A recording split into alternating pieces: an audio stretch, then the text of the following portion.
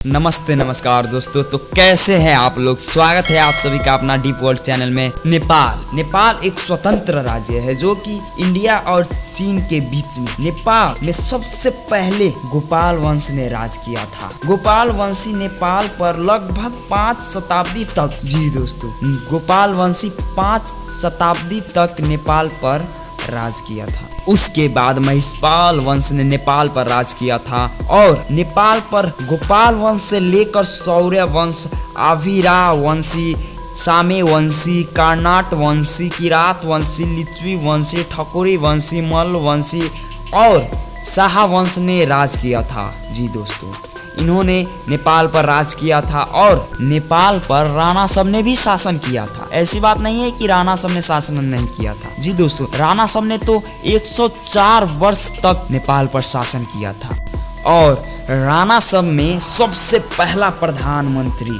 जी दोस्तों, यानी कि पीएम जंग बहादुर राणा थे, जो कि एक सबसे शक्तिशाली योद्धा थे। जंग बहादुर राणा विक्रम संवत 1903 में प्रधानमंत्री के पद पर आए।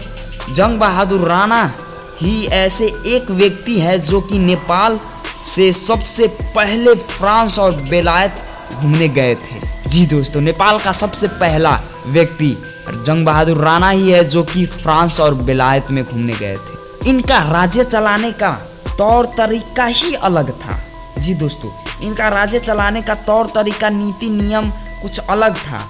बहुत समय पहले, या कहें राणा सब के समय में, एक पर्व हुआ करता था जिस पर्व का नाम खूनीकोत पर्व है। और खूनीकोत पर्व के बाद ही जंग बहादुर राणा के निरंकुश शासन के खिलाफ नेतृत्व करने वाले पहले व्यक्ति लखन थापा थे। जी दोस्तों, उनके खिलाफ नेतृत्व करने वाले पहले व्यक्ति लखन थापा थे और उनको बहुत बेरहमी से मार दिया गया। लखन थापा को नेपाल का ही सबसे पहला शहीद माना जाता है। राणा के समय में राणा में से ही एक व्यक्ति निकला जो कि नेपाल का ही सबसे पहला वैज्ञानिक थे। जी दोस्तों, नेपाल का ही सबसे पहला वैज्ञानिक और कोई नहीं, गहेंद्र शमशेर राणा थे। राणा सबके बाद ही आया नेपाल का एक महान योद्धा, या कहे नेपाल का एकीकरण करने वाला राजा पृथ्वीनारायण शाह। पृथ्वीनारायण शाह, जिनका पूर्ण नाम श्री 5 पृथ्वीनारायण शाह है और उनका जन्म विक्रम संवत 1779 पूस 27 गते हुआ था और उन्होंने नुआकोट, बेलकोट, नालदुम, महादेव पोखरी, सिंदुलपाल चौक, काभरे, दुल्खा, मकवानपुर, बारा, परसा, रौतहट, सरलाही, मौतरी और भी बहुत राज्यों को हरा कर एक बड़ा साम्राज्य खड़ा किया और उस साम्राज्य का नाम हमारा नेपाल है।